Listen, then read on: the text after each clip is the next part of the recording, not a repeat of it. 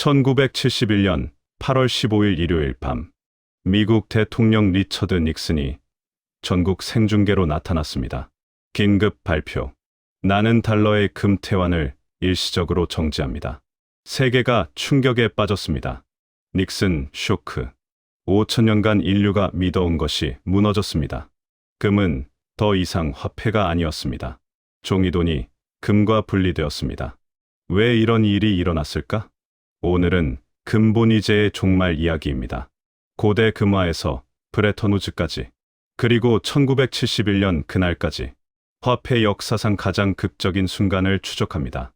기원전 3000년 이집트 파라오들이 금을 두르고 있었습니다.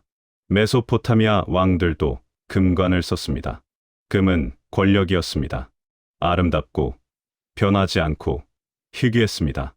기원전 600년경 리디아 왕국, 지금의 터키 지역, 크로이소스 왕이 최초의 금화를 만들었습니다. 무게와 순도를 표시했습니다. 화폐의 탄생이었습니다. 로마 제국이 금화 아우레우스를 주조했습니다. 중세 유럽은 플로린과 두카트, 중국은 금과 은, 아랍 제국은 디나르, 모든 문명이 금을 화폐로 썼습니다. 왜 금이었을까? 희소했습니다. 쉽게 늘릴 수 없었습니다. 변하지 않았습니다. 녹슬지 않고 부식되지 않았습니다. 분할할 수 있었습니다. 녹여서 나누거나 합칠 수 있었습니다. 휴대할 수 있었습니다. 적은 무게로 큰 가치. 19세기까지 대부분 나라가 금과 은을 함께 썼습니다. 복본위제. 하지만 불안정했습니다. 금과 은의 가치가 계속 변했습니다. 1816년 영국이 결정적 조치를 취했습니다. 주화법을 통과시켰습니다. 금본위제를 공식 채택. 세계 최초였습니다. 1파운드를 7.32g 순금에 고정했습니다. 은화는 보조 화폐로 격하. 금화와 지폐가 유통되었습니다. 중요한 것은 약속이었습니다. 지폐를 가져오면 언제든 금으로 바꿔줬습니다. 영국은행이 보장했습니다. 왜 영국이 먼저였을까? 산업혁명의 중심이었습니다. 세계 최강국이었습니다. 파운드가 국제거래에 쓰였습니다. 안정이 필요했습니다. 금본위제는 신뢰를 줬습니다. 다른 나라들이 따라왔습니다. 1870년대부터 줄줄이. 독일이 1871년 채택, 프랑스, 이탈리아, 네덜란드, 미국도 1900년 공식 채택, 1달러를 1.5g 순금에 고정, 온스당 20.67달러. 1900년대 초, 거의 모든 선진국이 금본위제, 국제 금본위제 시대. 환율이 안정되었습니다. 무역이 번창했습니다. 금본위제의 황금기였습니다. 1914년 8월, 제1차 세계대전이 발발했습니다. 금본위제가 처음으로 심각하게 흔들렸습니다. 전쟁 비용이 천문학적이었습니다. 정부들은 돈이 필요했습니다. 하지만 금은 한정되어 있었습니다. 각국이 금본위제를 정지했습니다. 영국, 프랑스, 독일, 러시아, 금태환을 중단했습니다. 종이돈을 마구 찍어냈습니다. 전쟁 국채를 발행했습니다. 인플레이션이 시작되었습니다.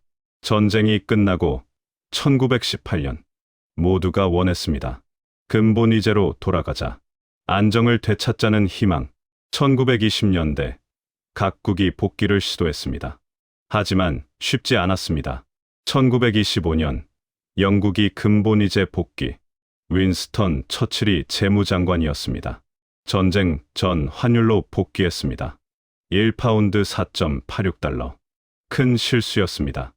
영국 경제는 약해져 있었습니다. 파운드가 과대평가되었습니다. 수출이 어려워졌습니다. 실업이 증가했습니다. 경제학자 케인스가 비판했습니다. 우리 시대의 가장 큰 실수. 독일은 더 심각했습니다. 1923년 초인플레이션. 돈이 휴지 조각이 되었습니다. 빵 한 덩이에 수십억 마르크. 1929년 10월 뉴욕 주식시장이 폭락했습니다. 대공황이 시작되었습니다. 금본위제가 공황을 악화시켰습니다. 은행들이 파산했습니다. 사람들이 예금을 찾으러 몰려들었습니다. 뱅크런, 은행들은 금을 내줘야 했습니다. 금이 빠져나갔습니다. 중앙은행의 금 보유고가 줄었습니다. 금본위제, 규칙에 따라 통화량을 줄여야 했습니다. 통화 긴축, 경기가 더 나빠졌습니다. 디플레이션, 가격이 떨어지고 실업이 늘고 기업이 망했습니다. 악순환이었습니다. 1931년 9월, 영국이 항복했습니다. 금본위제를 포기했습니다. 파운드를 평가절하했습니다. 일본, 스웨덴, 덴마크가 따랐습니다. 금본위제를 버린 나라들은 빨리 회복했습니다. 통화를 풀 수 있었습니다. 경기를 부양할 수 있었습니다. 미국은 1933년까지 버텼습니다. 루스벨트 대통령이 결단을 내렸습니다. 시민의 금 소유를 금지했습니다. 모든 금을 정부에 팔게 했습니다. 온스당 20.67달러에 그 다음 금 가격을 35달러로 올렸습니다. 사실상 평가절하, 금본위제는 유지했지만 변형되었습니다. 개인은 금태환 불가능, 정부와 중앙은행만 가능. 1944년 7월, UMF 쇼주, 브레턴우즈, 산속의 작은 리조트, 연합국 44개국 대표 730명이 모였습니다. 전쟁은 아직 끝나지 않았습니다. 하지만 전후를 준비했습니다. 새로운 국제 통화 질서, 영국 대표는 케인스였습니다. 세계적 경제학자. 그는 새로운 국제 통화를 제안했습니다. 방코르, 초국가적 화폐. 미국 대표는 해리 덱스터 화이트, 재무부 고위 관료. 그는 달러 중심 체제를 원했습니다. 힘의 차이가 명확했습니다. 미국이 압도적이었습니다. 전 세계 금의 70% 이상 보유. 2만 톤이 넘었습니다. 포트녹스, 금고에 쌓여 있었습니다. GDP가 세계 절반. 공장은 멀쩡했습니다. 유럽은 폐허였습니다. 미국 안이 채택되었습니다. 브레턴우즈 체제. 핵심은 간단했습니다. 달러를 금에 고정. 1온스 35달러. 다른 나라 화폐는 달러에 고정. 고정환율제. 미국만 금태환 의무. 다른 나라는 달러를 보유. 달러가 금만큼 좋다는 믿음. 1950년대와 60년대. 브레턴우즈 체제가 잘 작동했습니다. 세계 경제가 빠르게 성장했습니다. 유럽 재건. 마셜 플랜으로 달러가 유럽에 흘러들었습니다. 일본도 고도 성장. 국제 무역이 폭발적으로 증가했습니다. 환율이 안정적이었습니다. 기업들이 계획을 세울 수 있었습니다. 위험이 적었습니다. 달러가 국제 화폐였습니다. 석유는 달러로 거래되었습니다. 국제 계약은 달러로 작성되었습니다. 각국 중앙은행이 달러를 준비금으로 보유했습니다. IMF와 세계은행이 안정을 지원했습니다. 위기가 오면 달러를 빌려줬습니다. 고정환율을 지킬 수 있게. 하지만 균열이 생기기 시작했습니다. 1960년대 중반부터 미국 경제의 상대적 약화, 유럽과 일본이 회복했습니다. 독일의 기적, 일본의 기적, 경쟁력이 생겼습니다. 미국 무역 수지가 악화되었습니다. 1960년대 후반, 적자로 돌아섰습니다. 베트남 전쟁 비용, 연간 수백억 달러. 존슨 대통령의 위대한 사회 프로그램, 복지 지출 증가. 달러가 해외로 쏟아져 나갔습니다. 1960년, 벨기에 출신 경제학자 로버트 트리핀, 예일대 교수, 의회에서 증언했습니다. 경고를 했습니다. 브레턴우즈 체제의 근본적 모순. 트리핀 딜레마. 달러가 기축통화가 되려면 세계의 달러가 충분해야 했습니다. 국제 무역을 위해, 준비 자산으로 보유하기 위해, 달러를 공급하려면 미국이 적자를 내야 했습니다. 무역 적자 또는 자본 유출. 달러가 해외로 나가야. 하지만 적자가 계속되면 달러 가치를 의심하게 됩니다. 미국이 정말 모든 달러를 금으로 바꿔줄 수 있을까? 금 보유량은 한정되어 있는데 달러 발행량은 계속 늘어나는데 딜레마였습니다. 유동성 공급과 신뢰 유지, 둘 다 만족시킬 수 없었습니다. 처음에는 문제가 없었습니다. 미국 금 보유량이 압도적이었습니다. 하지만 1960년대 말 달러 발행량이 금 보유량을 초과했습니다. 해외에 있는 달러가 미국 금 보유량보다 많아졌습니다. 모두가 동시에 금으로 바꾸려 하면 불가능했습니다. 신뢰가 흔들렸습니다. 1960년대 외국 중앙은행들이 움직이기 시작했습니다. 달러를 금으로 바꿔달라고 요구했습니다. 프랑스가 가장 적극적이었습니다. 샤를 드골 대통령, 미국 헤게모니를 싫어했습니다. 미국이 특권을 남용한다. 종이를 찍어서 우리 물건을 사간다. 1965년부터 1968년까지 프랑스가 15억 달러어치 금을 가져갔습니다. 다른 나라들도 따랐습니다. 포트녹스의 금이 빠져나갔습니다. 미국 정부가 대응했습니다. 1961년 금 풀을 만들었습니다. 미국, 영국, 프랑스, 독일 등 8개국, 런던 금 시장 가격을 안정시키기로 온스당 35달러 유지. 시장 가격이 오르면 금을 팔아서 가격을 억제. 하지만 계속 금이 빠져나갔습니다. 1968년 3월 위기가 폭발했습니다. 2주 만에 1000톤이 유출되었습니다. 더 이상 버틸 수 없었습니다. 3월 17일 금 풀 해체, 이중 가격 체제 도입, 공식 거래는 온스당 35달러. 정부와 중앙은행 사이, 민간 시장은 자유 가격, 민간 금 가격이 급등했습니다. 40달러, 50달러로 균열이 보였습니다. 1969년 1월 리처드 닉슨이 대통령에 취임했습니다. 경제 상황이 악화되고 있었습니다. 인플레이션이 올라갔습니다. 베트남 전쟁 비용, 정부 지출 증가, 무역 적자 확대. 1971년 들어 더 심각해졌습니다. 5월 독일과 네덜란드가 마르크와 길더를 절상했습니다. 달러 약세를 인정한 것. 투기 공격이 시작되었습니다. 달러를 팔고 금을 사려는 움직임. 8월 초 의회 보고서 유출. 미국 금 보유량으로는 해외 달러를 다 못 바꿔준다는 내용. 패닉. 8월 13일 금요일 영국이 30억 달러를 금으로 바꾸겠다고 통보했습니다. 미국 금 보유량의 3분의 1점. 불가능했습니다. 닉슨은 주말 동안 결정해야 했습니다. 캠프 데이비드로 경제팀을 소집했습니다. 재무장관 존 코널리, 연준, 의장 아서 번즈, 예산국장 조지 슐츠, 경제자문 폴 볼커. 경론이 벌어졌습니다.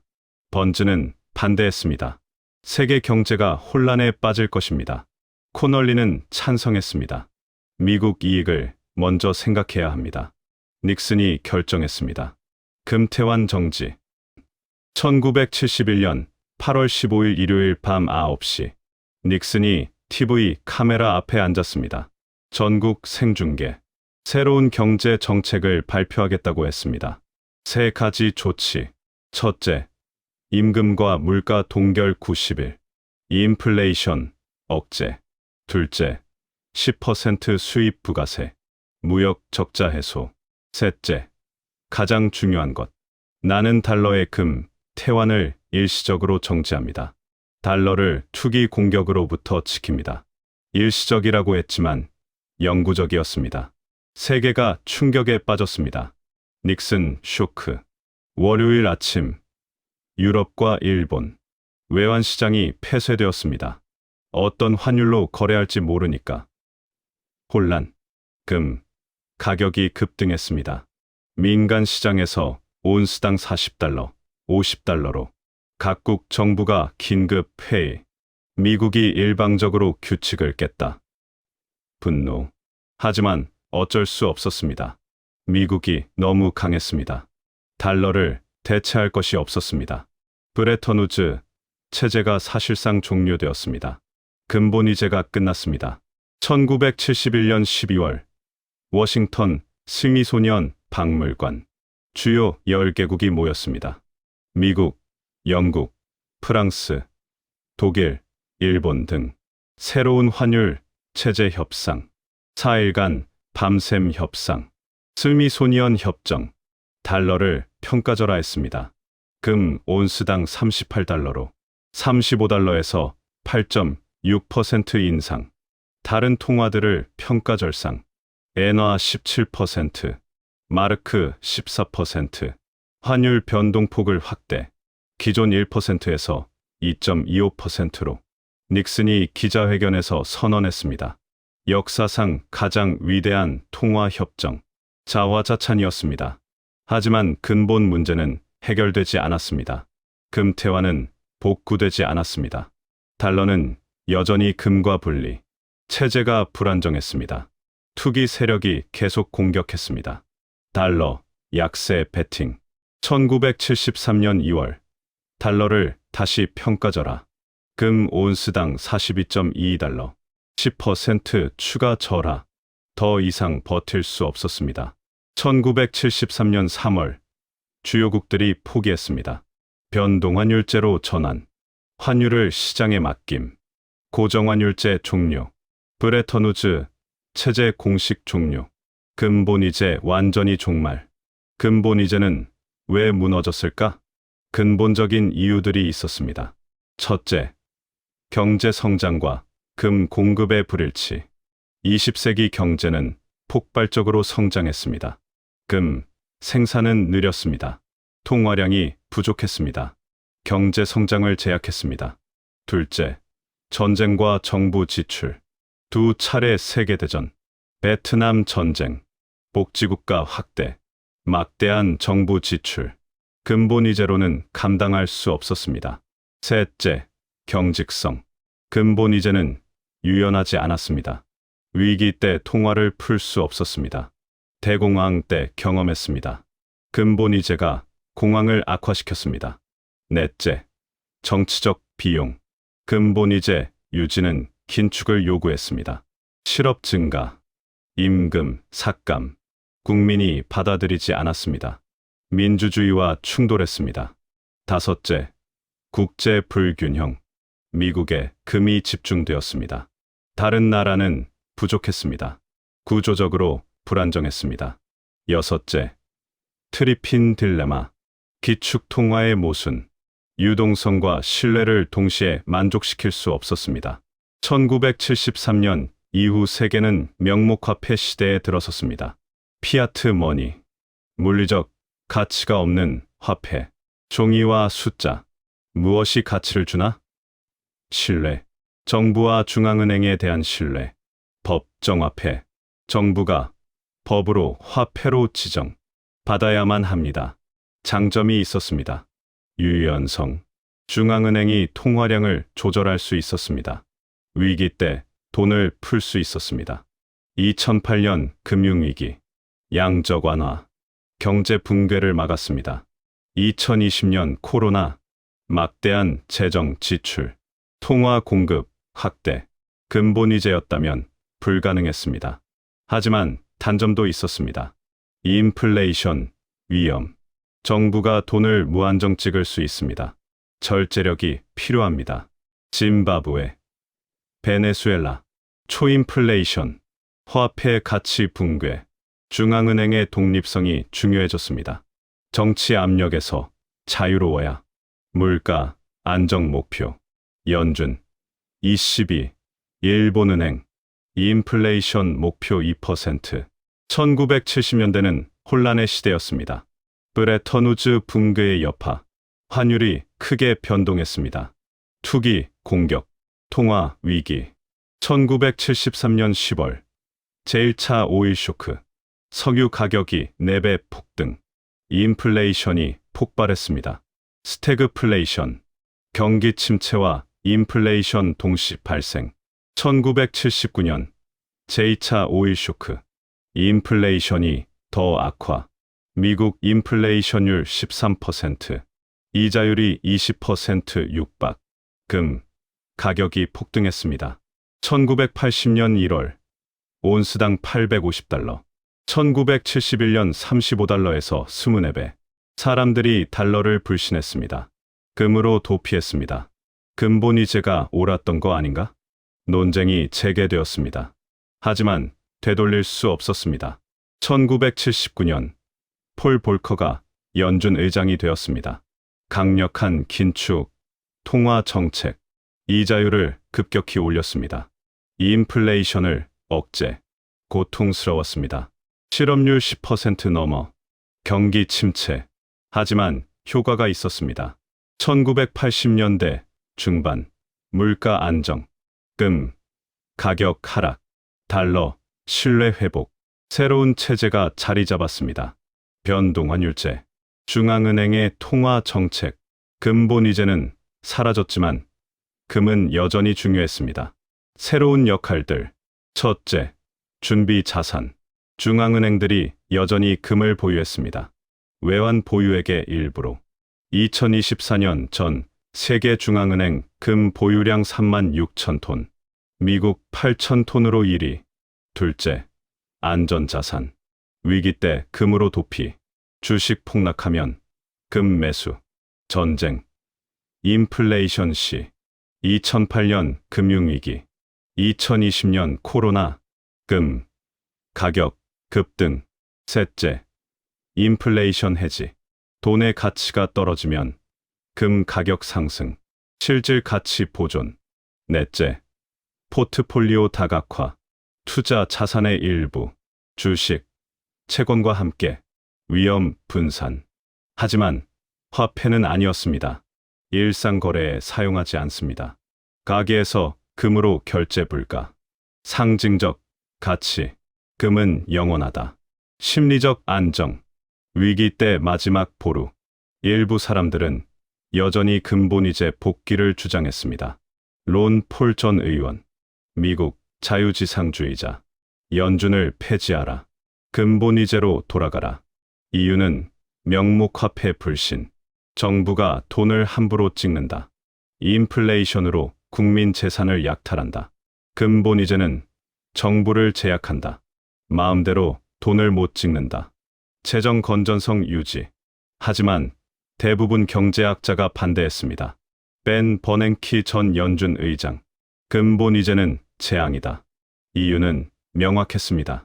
경직성, 위기 대응 불가능, 대공황 교훈, 디플레이션 위험, 경제 성장 제약, 현실적으로 불가능. 세계 금 보유량이 부족, 금 가격을 수만 달러로 올려야 혼란 야기, 정치적으로도 불가능. 국민이 원하지 않음, 디플레이션과 실업 감수 못함. 근본이제 복귀는 비현실적이었습니다. 21세기 새로운 화폐 혁명이 시작되었습니다. 2009년 비트코인, 사토시 나카모토, 정체불명의 인물, 탈중앙화 화폐, 정부나 중앙은행 없이, 블록체인 기술, 공급량 제한, 2100만 개로 고정, 디지털 금, 인플레이션 불가능. 일부가 환호했습니다. 진정한 근본이제, 정부가 조작 못한다. 하지만 문제가 많았습니다.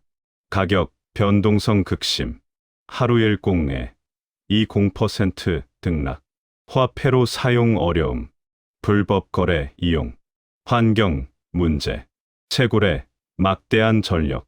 각국 정부가 대응했습니다. 중앙은행 디지털화 CBDC, 중국 디지털 위안화, 유럽 디지털 유로 검토, 전통 화폐의 디지털 버전, 중앙은행 통제 유지. 화폐의 미래는 여전히 불확실했습니다. 디지털화는 확실. 하지만 근본이제로 돌아가지는 않을 것. 명목화폐 기반 유지. 중앙은행 역할 지속. 근본이제 없이도 달러는 여전히 지배적이었습니다. 세계 외환 보유액의 60%, 국제 무역 결제의 80%, 기축 통화. 왜 달러였을까? 미국 경제력, 세계 GDP의 25%, 금융시장 깊이, 미 국채 시장, 가장 크고 안전, 정치적 안정, 법치, 재산권, 보호, 군사력, 세계 최강, 안보 제공, 네트워크 효과, 모두가 달렀으니까 달렀음. 하지만 도전도 있었습니다. 유로 2위 준비 통화 20%, 위안화, 중국이 국제화 추진. 하지만 자본 통제 때문에 한계. 디지털 화폐 잠재적 이협. 미국은 달러 패권 유지 노력. 하지만 영원하지 않을 것. 영국 파운드도 몰락했습니다. 역사는 반복됩니다. 근본 이제 종말에서 무엇을 배웠을까? 첫째, 경직적 시스템의 위험. 근본 이제는 변화에 대응 못했습니다. 대공황을 악화시켰습니다. 유연성이 필요합니다. 둘째, 국제협력의 중요성. 브레턴 우즈는 협력 체제, 잘 작동할 때 안정, 일방적 행동은 혼란, 닉슨 쇼크. 셋째, 신뢰가 핵심. 근본 이제도 결국 신뢰. 명목화폐도 신뢰. 제도와 정책이 신뢰를 만듭니다. 넷째, 완벽한 시스템 없음. 근본 이제도 문제. 명목화폐도 문제. 트레이드 오프. 안정성 vs 유연성. 다섯째, 중앙은행의 역할. 독립성. 물가 안정 목표. 투명성. 신뢰 구축. 여섯째, 역사는 진화. 금화 근본 이제. 브레턴 우즈 명목화폐 디지털. 각 시대 요구에 맞게. 근본 이제는 그 시대의 답. 지금은 명목화폐. 미래는 무엇일까? 5천년간 금은 화폐였습니다. 반짝이고 희귀하고 영원한 금속. 왕들이 금관을 썼습니다. 상인들이 금화로 거래했습니다. 19세기 근본 이제가 확립되었습니다. 환율 안정, 무역, 번창, 황금기. 하지만 20세기가 왔습니다. 세계대전, 대공황, 경제 성장. 근본 이제는 버틸 수 없었습니다. 1971년 8월 15일 닉슨이 선언했습니다. 금태환 정지. 100년 근본 이제 시대가 끝났습니다. 명목화폐 시대가 열렸습니다. 종이와 숫자, 신뢰로 유지. 완벽하지 않습니다. 인플레이션, 위험. 하지만 유연합니다. 위기에 대응, 경제를 관리. 금은 여전히 중요합니다. 준비 자산, 안전 자산. 하지만 화폐는 아닙니다. 근본 이제는 역사가 되었습니다. 하지만 교훈은 남았습니다. 화폐는 신뢰입니다. 제도가 신뢰를 만듭니다. 오늘 세계사 이야기는 여기까지입니다. 오늘도 영상이 재미있으셨다면 좋아요, 구독, 그리고 알림 설정까지 끝까지 시청해 주셔서 감사합니다. 다음 편에 더 흥미로운 세계사 이야기로 돌아오겠습니다.